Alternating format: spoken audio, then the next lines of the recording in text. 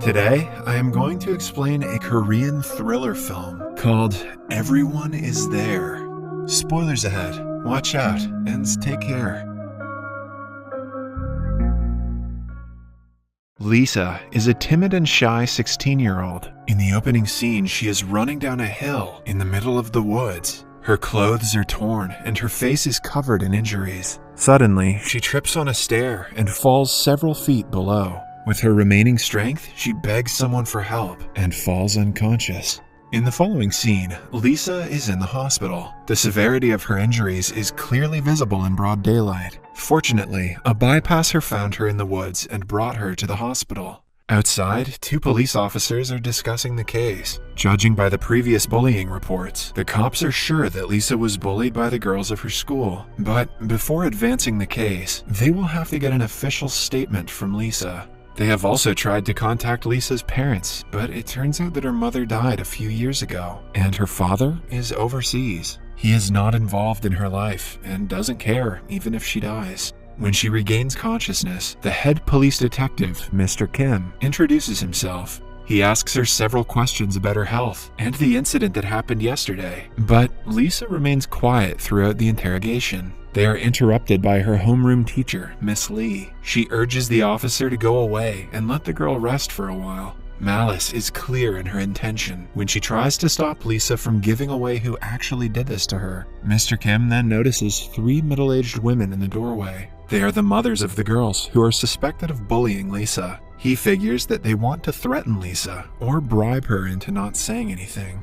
He asks them to go away since they are legally not allowed to meet the victim, but the women are persistent. Their husbands are people with power and money, which makes them believe their daughters can get away with anything. Mr. Kim states that their daughters were the ones who called Lisa to the mountain, but the mothers nonchalantly claim that the girls were just hanging out. When the argument gets heated, Lisa asks them to go away because she wants to rest. After the incident, the homeroom teacher, Miss Lee, meets the school principal. Both of them know very well that Lisa was bullied. To save the school's reputation, the principal wants Miss Lee to transfer Lisa to another school when she returns. He hides his corruption by pretending to be worried about the bully's future. A few weeks later, Lisa recovers from the injuries and can finally walk around. Mr. Kim has tried to ask her about the incident several times in the past week, but Lisa has yet to break her silence.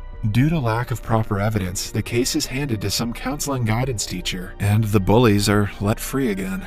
One night, Lisa lets negative thoughts get the best of her. She tries to commit the unthinkable, but has to stop when a lady walks into her room. The lady is the counseling guidance teacher, Miss So-mi. So-mi has seen a lot of students like Lisa and helped them live after being traumatized by similar incidents. She isn't like any normal guidance teacher. She was also bullied in school and knows how it feels to be weak. Hence, she helps her students take revenge on the bullies. Initially, she doesn't seem to feel sorry for Lisa. She makes her remember the events of the night, which in turn makes Lisa break down crying. When she calms down, So-mi asks her to stay alive until she returns again.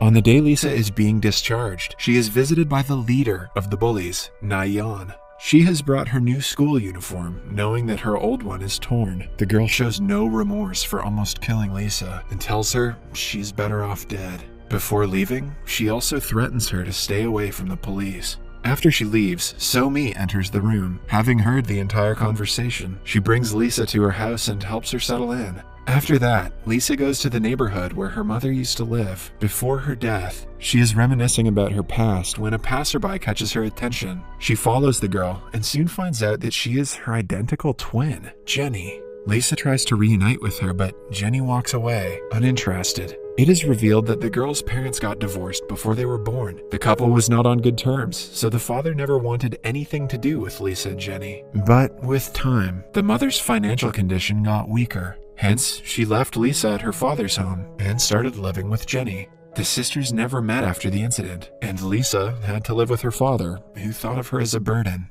The next day, So-mi follows Jenny to a convenience store and notices her shoplifting. She stops her outside and asks her for help. Even when told that her sister was almost bullied to death, Jenny remains uninterested in the conversation. She only agrees to help when So-mi offers her money. In the evening, the three meet at So-mi's house. She suggests they live together for a week or so until the plan comes to a conclusion. Jenny is not a fan of the idea, but agrees to do it anyway. But then, she is told that she will have to go to school as Lisa to teach the bullies a lesson. Jenny dropped out of school a year ago. To her, no amount of money is worth going to school again. She refuses to cooperate and storms out of the apartment. A few minutes later, she receives a video in a group chat. The video is of Lisa getting bullied. A group of girls tear her clothes, shove her to the ground, and kick her repeatedly, while a girl with an obnoxious laugh films everything. This makes Jenny so mad that she returns to the apartment and calls Lisa a coward. The video reminds Lisa of the traumatic night and makes her hyperventilate. Seeing her twin in such a condition, Jenny cannot help but feel bad for her.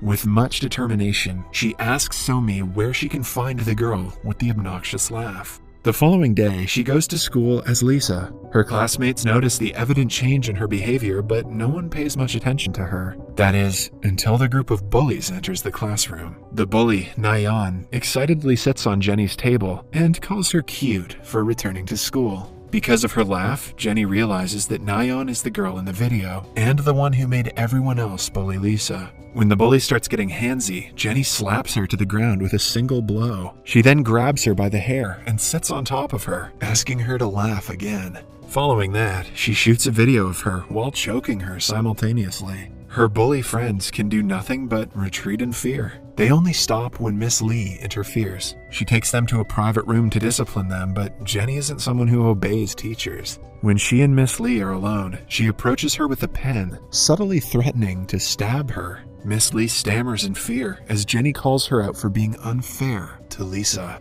Later that day, Jenny returns home and shows Lisa the video of Nayan. Lisa doesn't know how to feel about it because she doesn't support violence, even when it's projected towards her biggest bully. Somi warns Jenny to not do anything of such sort again because it might get her sister in trouble. She should have seen the stabby pen scene.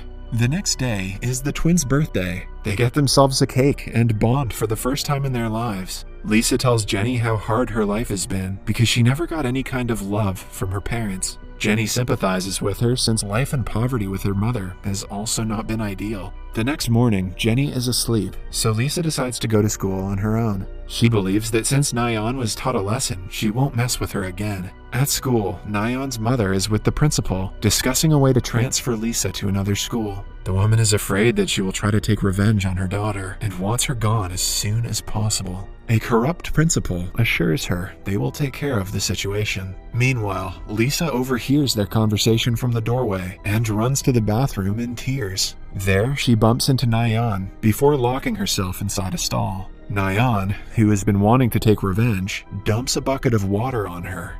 Oh snap. Lisa returns home wet and falls to the ground in exhaustion. Somi helps her, while Jenny glows red in anger. She immediately calls Nayan and asks her to come to the mountain if she doesn't want the video of her beating up Lisa on the internet. Scared to be convicted of bullying, Nayan does as told. When she reaches the mountain, Jenny hits her on the head and knocks her out. Upon regaining consciousness, she finds her hands and legs tied and her mouth taped. Jenny removes the tape from her mouth and forcefully makes her drink a full bottle of water. Then she brings out another bottle filled with acid. Nayan cries for her life, which only makes Jenny laugh harder. She pours the acid dangerously close to her face, but promises not to kill her. By now, Nayan can hardly breathe and is crying hysterically. Jenny unties her legs and tells her to run away if she wants to stay alive. The bully takes the chance, but falls a few meters away.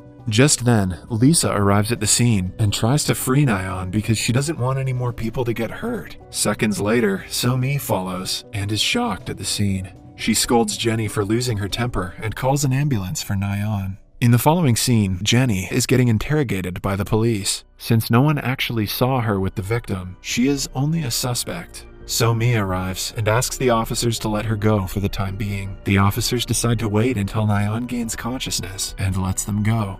Outside, Jenny claims that she does not regret her actions in the least and would do it again if she had the chance. A disappointed Somi leaves her alone and returns home. Right after, Nayan's mother attacks Jenny, calling her names. Jenny smugly mocks the lady and asks her to laugh like her daughter. While arguing, she also slips that what she did was only a payback. The officers realize that she is in fact the culprit. When Mr. Kim calls her by Lisa's name, she lashes out and claims that the Lisa he is looking for is at home. Later, Mr. Kim and his fellow officer are driving back home, but Kim cannot get the thought of Jenny out of his mind. He has also noticed a significant change in her behavior since she was in the hospital. Suspecting that she has a doppelganger, he drives to her house to check. However, on reaching the place, he finds it empty.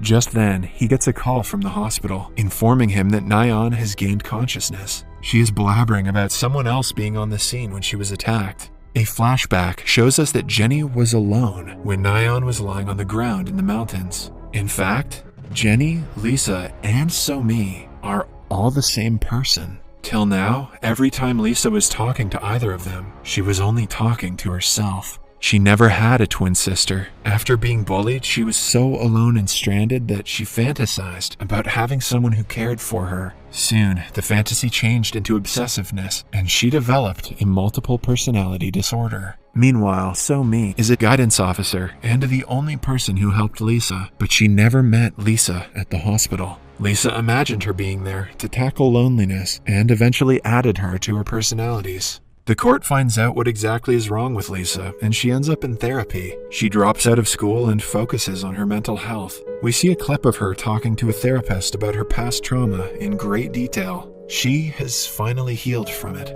In the last scene, the real So-mi drops her at the airport. Lisa is flying to a different city to start a new life.